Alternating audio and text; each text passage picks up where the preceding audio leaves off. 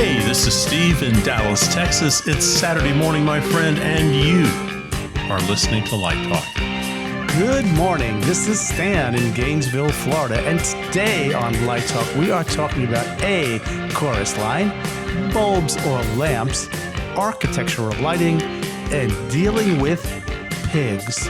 Oink, oink, oink. And this is David in the beautiful Belmont Shore neighborhood of Long Beach, California. And if you don't already know, you are listening to Light Talk, and we are the Lumen Brothers. Oh, you didn't do the fizzle. No, no fizzle. All right. Take two, no fizzle. Okay. The fizzle's gone. You can only do it once a day. I know, it's only improvisational. That's right. Welcome, everyone, to episode 174. And before we get started, news today. Boy, a lot of news has happened today. Big news. Google has announced that their employees will be working at home until July of 2021. Makes sense for an internet-based company, doesn't it? Actually does. But you know something? I think this is going to happen throughout corporate America. Because I think people are realizing that they don't need all that real estate space anymore. Get out of commercial real estate. Nobody needs it. Sell all your commercial real estate holdings now. Well, that's going to affect your business, right, Stan, in architecture? You know, it's true. Maybe architectural lighting is not the thing because, you know, who needs it? Maybe we need to go into like landscape lighting and light people's homes. I'm actually exploring that myself these days. So think about where people are going to be most of the time. And if they're going to be home more, they want their landscape lighting to be nice. That's right. You know who used to do landscape lighting? Marilyn Renegal. That's right. So she branched off. She got out of the theater. So that was another smart move. And she got into something that actually pays some money. I don't think Google can pull this off.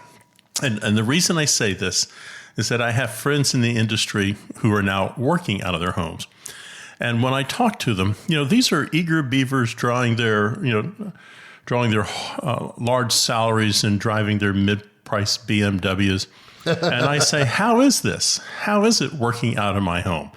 And, they reply, oh, it's not too bad. We do the minimum amount of work necessary because no one is watching us. So this could go the other way. It could go south real fast. So they're admitting to being lazy, right? Yeah, they'll put in a hard 90-minute day. Okay. And the other bit of news, and this is more toward the theatrical end, is that a few days ago, we celebrated the 45th anniversary of A Chorus Line on Broadway. Singular sensation. Nation, everything a step you take. Da, da, da, da, da, da. One. And we were all there when it happened. So how do you think Chorus Line has changed the industry? Just a minute on this one. I feel better about wearing leotards and tights to the tech now. You know, I'm not afraid to do that. I'm not afraid to accessorize. I feel nothing. All you have to do is go back to that Gordon Perlman episode. Right. And boy, it changed everything. It changed that move from DC to AC. Mm-hmm. It ushered in consoles. You were no longer tied to preset boards. It was a big, daring thing for them to do, and it could have gone south also. So investing in new technology, which is what we should all be doing every day of our lives. It did a lot of things, performance-wise and certainly design-wise, because Theron lit that as a dance show. Yes, it was a dance show, but it was really a musical when you think about it, right? It was therapy. I think it was courageous. I think, it grew out of, talk about the story for a minute, it grew out of these therapy sessions downtown of these dancers who couldn't make a living, and they all were telling their stories. And I don't know who got the original seed of the idea. It's like, this is a story worth telling, and could we put this together? And I think it was courageous to sort of tell those stories, and it was sort of a courageous dramaturgical leap to sort of do that. And the whole thing took a lot of courage, and I think it was a risk, and it turned out to be, no risk, no gain. And they certainly, how many road companies did it have at one time? Like 20, 30 international companies running around the world. What an enterprise. Definitely changed everything. I know Richard Winkler was Theron's assistant on the show, and he has relit it, and Natasha Katz has relit it, and also Ken Billington. A lot of people have relit it, but they always kept the original spirit of Theron and the design. Exactly. They kept that design because, let's face it, it really was a perfect design for that show. So speaking of A Chorus Line, letters to Light Talk Central. That's right. We've got another letter coming in. Boy, people are writing us now.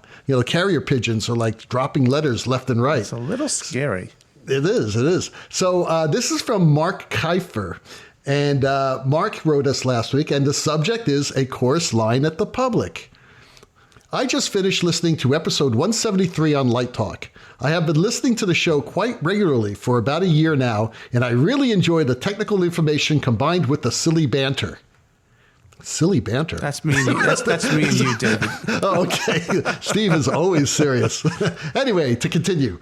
I am a self-professed lighting history nerd and have read and studied the subject more than it is probably healthy for my social life. To that end, I offer a minor correction to something that was said today.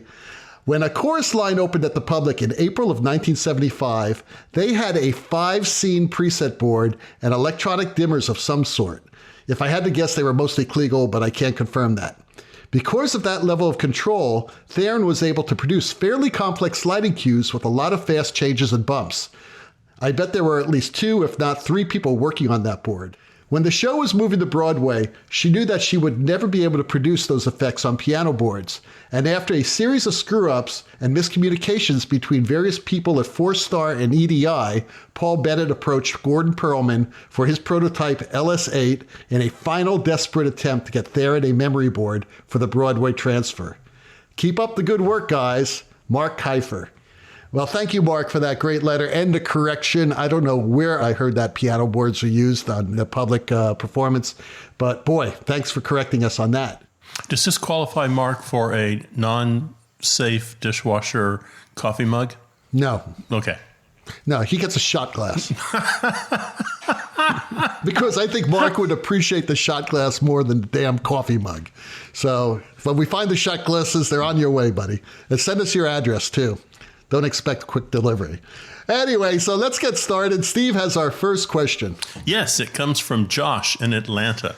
And Josh writes, is it a bulb or a lamp?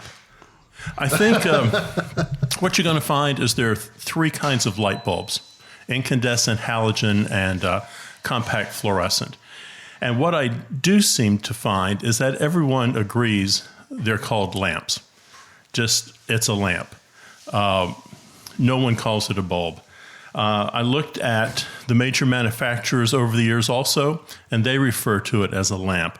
The only people who kind of call it a bulb in a way would be the film industry, and they call it a bubble or a globe. But lamp is really kind of the preferred term. I think also there was a time in the theater that we had lamps, and we would light those lamps when we would watch the shows.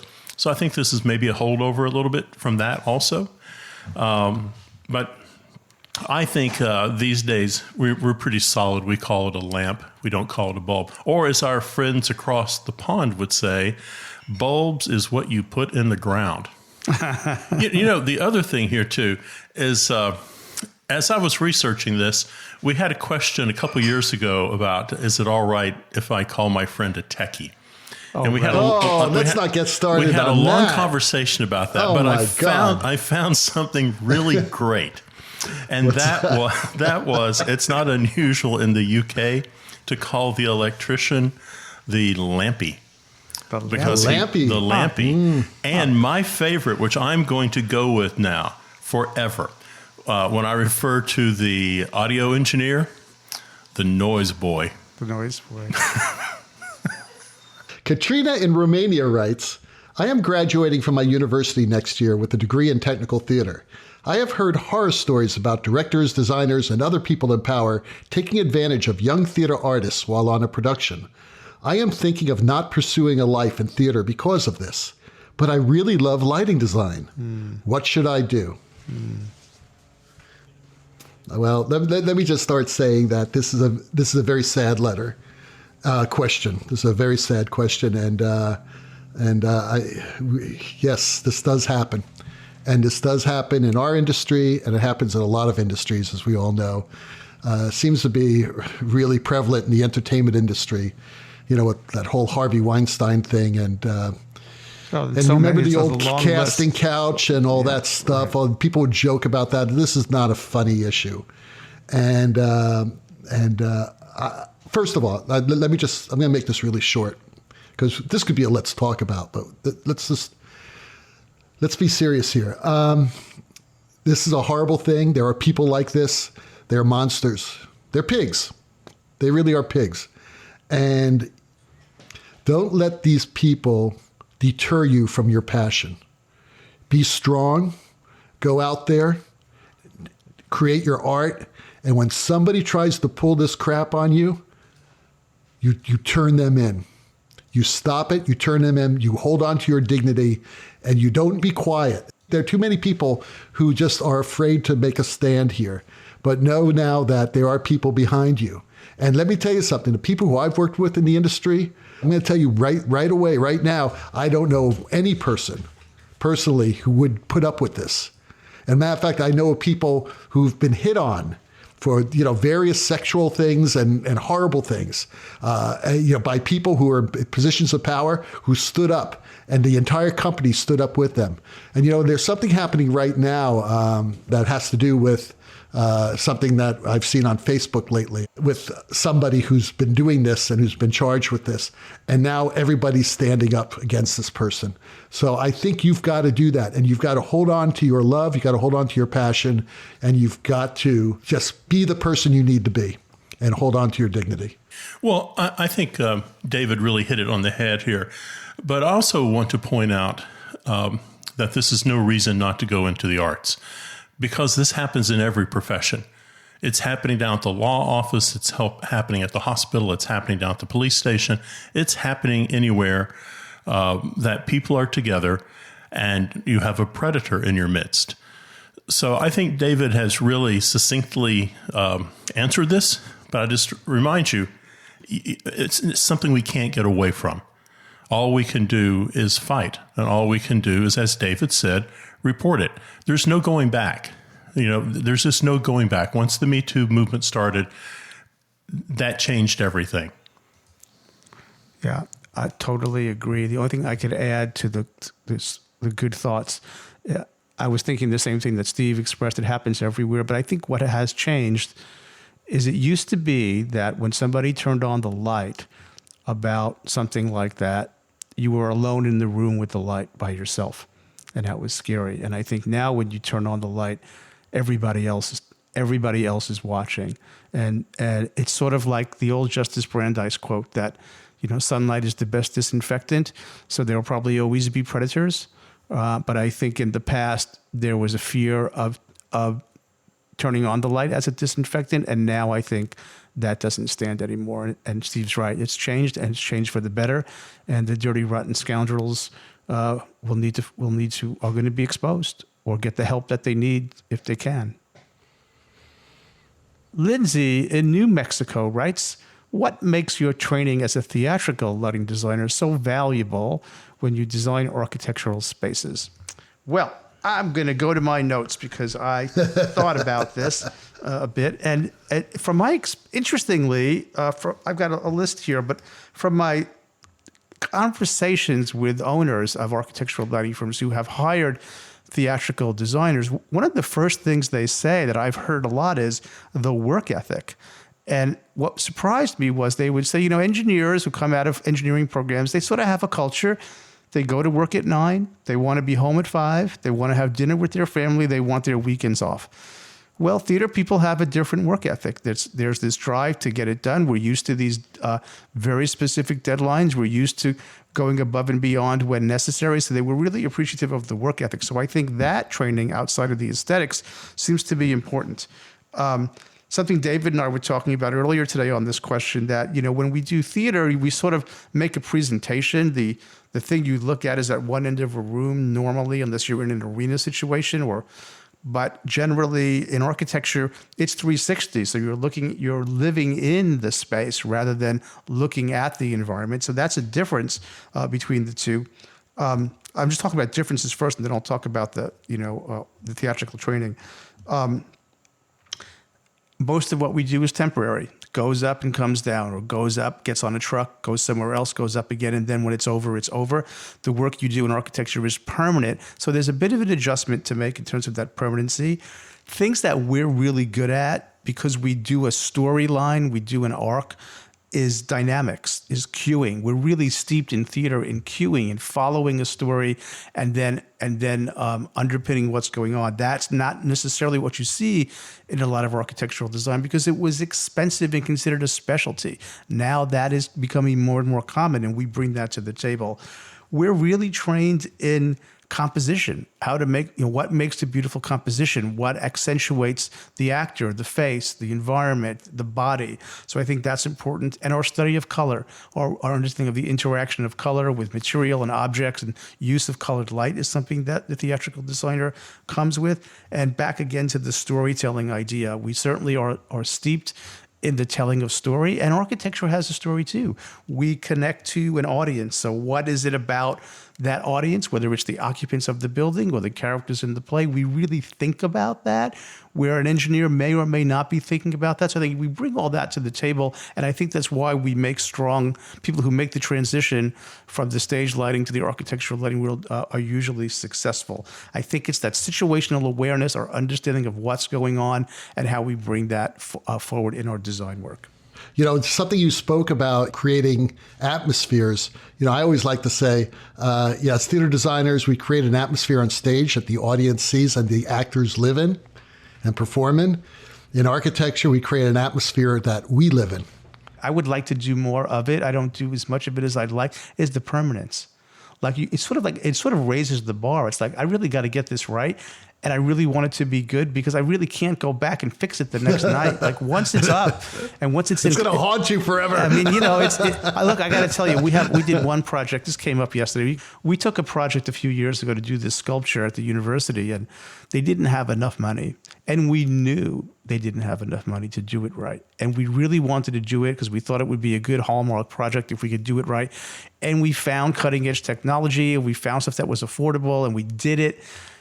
And it was one of those things that did not turn out well. And my colleague who worked on it actually just the other night called me and said, I'm over here by the sculpture. Man, it looks like garbage. And I said, don't worry, the lights aren't working anymore. I mean, the sculpture looks bad and the lights don't work anymore. And I said, that was a mistake. I mean, there just wasn't enough dollars to do it right. And it's permanent. And I think, so it's a stain on our, that one did not work out well. And it's sad. So it is about, sort of being thoughtful about that and realizing it's going to be there for a long time. You are listening to Light Talk, and Light Talk is sponsored by Light Talk University. It's been a while since you've been in the theater. It may be a little while longer before we all return.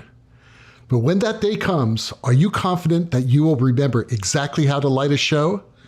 Is lighting really like riding a bicycle, or are they just pulling your potentiometer? Well, you don't want to be left alone on the production island with everyone staring at you, wondering where your chops have gone. Before that pressure-packed day comes, when you once again have to deliver the goods, maybe you should consider enrolling in our Lighting Designer Refresher Program at Light Talk University. Taught by infamous industry has-beens, our faculty refresh all your skill sets that have saved your ass for decades. Courses include Techniques in Victim Avoidance, Fundamentals of Stagehand Lingo, Beginning Headset Throwing 101, Drunk Director Etiquette, Advanced Programmer Sign Language, Studies in Production Table Cuisine, Intermediate Speed Focusing on Skates, and Fundamentals of Fume Inhalation.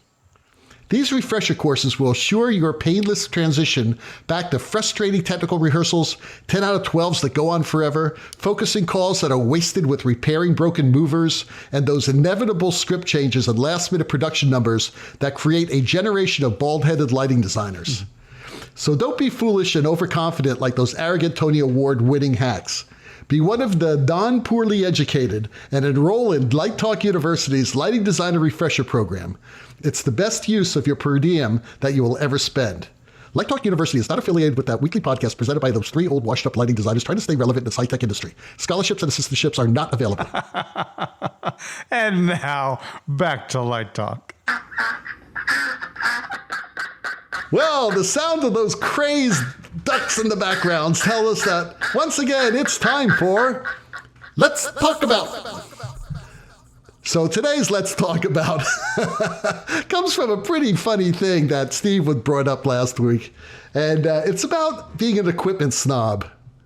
Are you an equipment snob? When is the gear good enough for what you are doing and you still waste your budget dollars upgrading? What do you guys think? Is the gear ever good enough? And why would you always want state-of-the-art gear? Makes you feel good. It's like having the latest car, Makes right? you feel important. Makes you feel top of the heap, A number one, New York, New York. I don't know. Right now I'm looking at Chauvet DJ. Because we're going to set up these location lighting things in our students' homes. And Chauvet DJ has this great line of battery-powered LEDs with Chinese-based infrared handheld controllers. And you know what? They're pretty decent, and they're going to do the job. So there. And what do they cost? $12. They're not cheap. I mean, $200 for a little LED par. Look, one of my students told me this weekend he bought a clay packy fixture used on eBay, and he's got it in his bedroom, and he's programming it, and he's loving it. Depends on the project. Some projects, if you want, you need to have the best. It depends. Right. Okay, let me rein this back in here for a second. Thank you. Okay. Stan really went out there for a second. I went far. He went real far. I put in some new psych lights a couple of years ago, and I had 4 or 5 manufacturers there. And we were doing shootouts and looking at stuff and throwing meters on it and taking photographs of it and really kind of putting them through their paces. And a couple of the manufacturers looked at me, privately and said, what do you want? I mean, it's never going to be perfect. You need to stop worrying about if it's going to be perfect. Is it good enough? Do you like what you're seeing? I think we're programmed to think this way. All you have to do, in the last 20 years, how many times have you upgraded your phone? Did you really need to upgrade your phone? Did you go ahead and get the laptop that has the cappuccino maker attached to it, even though you hate coffee? I've got that. We do it with cameras. We do it with flashlights. We do it with pocket knives. We spend money we don't need to be spending because somehow we think maybe I'll need that, or since I'm paying X, I might as well pay X plus a little bit more to get something I may or may not use. I'm struggling with that right now on an 85 millimeter lens. Do I want the 1.4 or do I want the 1.8? Both of them would do just fine. And yes. The 1.8 is half the price as the 1.4. And it'll be great. All right. I think this has a lot to do with the type of production you're doing. So if you're doing some big commercial show where you've got a ridiculous lighting budget and there's a lot of pressure on you to create some really super stunning effects that only the latest and greatest type of fixture and controller will produce, then that's one thing. Yes, you could probably get away with doing it with a bunch of Vipers if you had to, but it would be a lot easier and a lot more expensive to buy the latest and the greatest. And you get to get all that coverage on the new clay packing advertising campaign. It was funny as I remembered I did a show at La Scala, and I used these brand new hazers. They were called stadium hazers, and they were made by Lampees. And I was like one of the first people to use them. And the only reason why I used them is because I was going to use Lampees hazers, but I would have to use 12 of them to fill the stage. But they said, hey, we could send you 2 of these and they'll do the same thing. I said, sure, why not? And they did it. They worked great. And then all of a sudden, I see myself in this like advertising campaign of Lampees. Now they asked me permission to do it. I said, absolutely, no problem. But still, if you want that, and I guess you can do that, okay? And then the other type of production is your more normal type of production where you have a realistic budget and you're trying to get 24 movers on the show for under like, $40,000. And you realize that for the same amount of money, you can actually rent 30 Vipers instead of 24 of the latest, greatest sort of thing, right? So you start thinking, okay, will the Vipers work for me? because it'd be a lot better if I had a few more of these. I could get those head highs that I've always wanted to do with Vipers, and it would add so much to the show. Or am I going to just use the 24, the latest, greatest things? And you end up not even using those to their full potential. You probably could have gotten away with BMFLs or Vipers. It'd be no problem. So I think a lot of it has to do with that. And I think you need to have some common sense when you're approaching a show and understand what the expectations are, and try to get the best bang for your buck. Don't go. I wouldn't go exactly cheap and do and take that chance, because that's going to kill you no matter what type of show you're working on. But if you get a really good fixture that's dependable, that may be last generation, and it's going to do 90% of what you want to do, then go for it. You can get more for your money, and you'll probably end up with a much better design. Yeah, but turn that around, though. That's not what the statement is. That was not my statement. The statement is, when is the gear good enough? That's what I'm saying. I'm not saying cheap. I'm not saying Mongolian equipment here. I'm saying when do you sit there and you go, I could run this show with an Ion, but heck, I'll get myself a Grand MA. So you are doing things completely for no good reason other than vanity, perhaps. Well, I think that's a point. We deal with this in consulting. It's like you might have a big budget, or they might, how much do you need? But you have to really look at the program and go, who's going to be, if you're doing more than you need, you're not really having, I don't know, there's some sort of maybe personal integrity about that. It's sort of wasteful. It's about your judgment. So make a good judgment. If you're spending the clients $10,000 more than the client would need to spend for you to get the job done, are you really being responsible? And then people start to question your judgment. Okay, let me ask you a question, Mr. Consultant. Yeah. All right.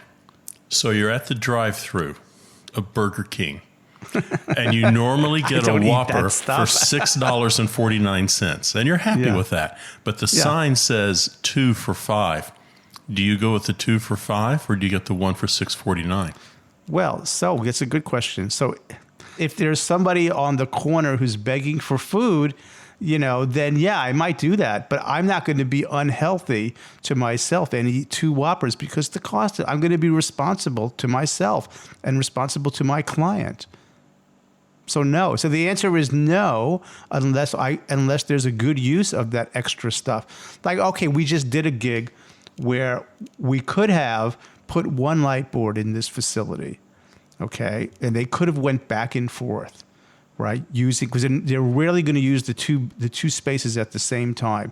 But the owner said we really would prefer not to move stuff around. We'd like to have dedicated consoles, and we're okay with that. Well, when the owner says that, then we'll do that. But we could have made a different choice. But we had that conversation. We didn't say, "Oh, you got to have it," and we didn't inflate their budget, because I think that it's about your reputation and your own integrity and your own judgment. Well, listen, I like the latest and greatest things. Don't get me wrong. Oh, me too. And it's fun for some reason to have the latest and greatest thing. And it's an ego thing. Let's be honest. It's sort of an ego thing. Hey, have you seen this new Claypaky XYZ FI? Boy, it does everything. Makes coffee and does a picky pizza spinner at the same time. That's new and the greatest thing, right? I mean, we have sponsors like that. But there's a time when you have to get real. And getting real is when you're looking at that budget and you're saying, what can I do? What's the best equipment I can get, and the most equipment I can get, if indeed you need those different angles. And it is all about angle. It really is. I forgot who said that. It was one of our great guests talking about angles. But it is all about angles. And the more light source angles you have, the more options you have. Can I circle back, because we talked earlier about landscape lighting, and right now I'm evaluating a landscape lighting product.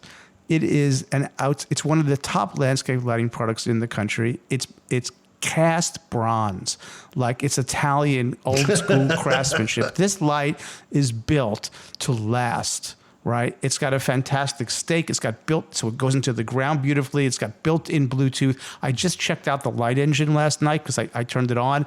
It's gorgeous in the whites, the rich colors, got a nice little app for it. It's high quality. People in my neighborhood are not going to buy that light. It'll be stolen by tomorrow, I guarantee. Well, okay. But there are clients in a different sort of economic position who will pay for that, and they won't have to change that light for 25 years. And so it's a different market for that fixture. So it just depends on, but you're asking like, are you a snob? I think that's, I think some people some are, people though. are. I don't think it's out of this question is out of bounds. There are a lot of people who are snobs. They like the attention. Yeah. It's like having the prettiest car. It's bragging rights, Well, it's also a snob in that same person who says, I will never use X. XYZ. I'm always going to use A. I will never use that company. I will always use this company. So there's a snob there, too. Okay, well then that makes me a snob for refusing to use that would not meet the inclusion mentality at all. That's very exclusionary. There are other reasons why we don't use certain companies. You know that for a fact, Steve. And it has nothing to do with their equipment. Their equipment's great. Is that if someone did you wrong, I have a real hard time forgetting about that. Oh, so you go Old Testament on them. I go Old Testament. I actually bring in Guido and his gang, and they take care of the situation. But I mean, it's I do go Old Testament, absolutely. Well, I won't broad brush a company because one person might have done something, because that's painting. But will you never let that company forget it? So that you get the best price every time. I will never. I've never spec'd out the equipment for that company since. So, and I'm not going to talk about it. Okay. I'm not going to talk. I already did. I already gave up too much information. Stan has our next question. Scarlett from deep in the heart of Dixie asks, I'm an experienced 40-something lighting designer. I am tired of the hustle and frustration. Join the club. And I want to earn my MFA so I can get a university teaching gig and have it made like you guys. Wow. What should I look for in an MFA program? Trump University.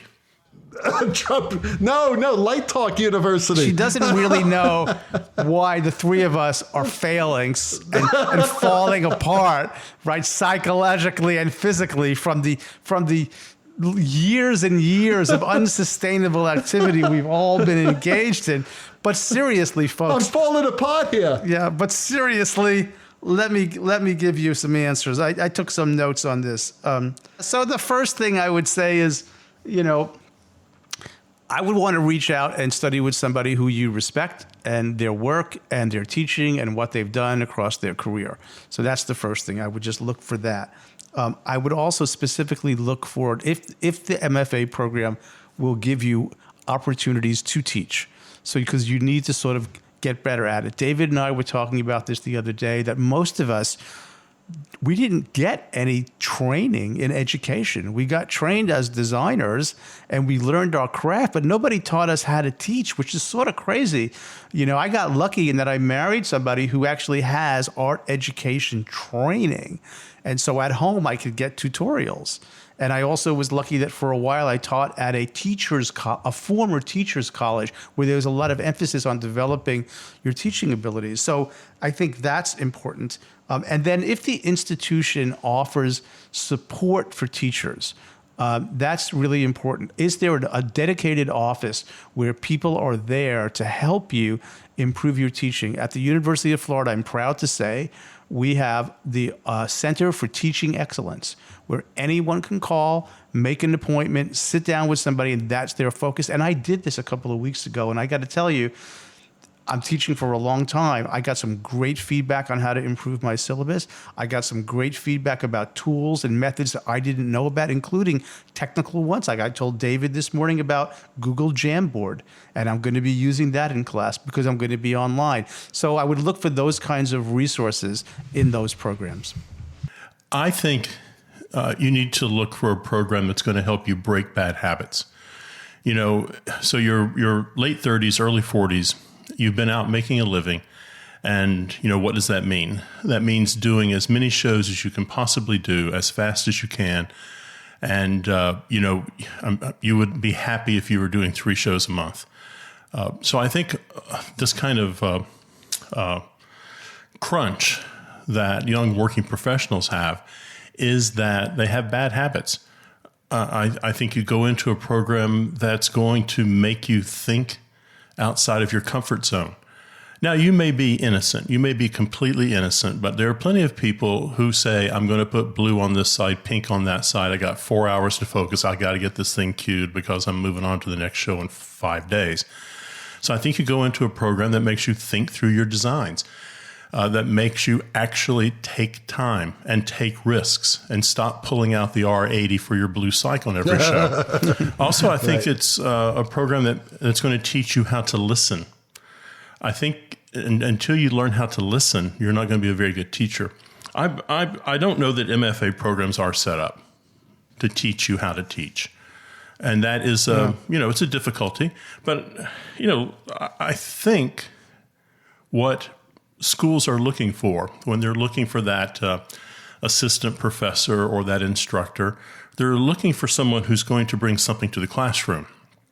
And that means a strong work history and a strong portfolio and interesting ideas. I think the teaching is not that hard.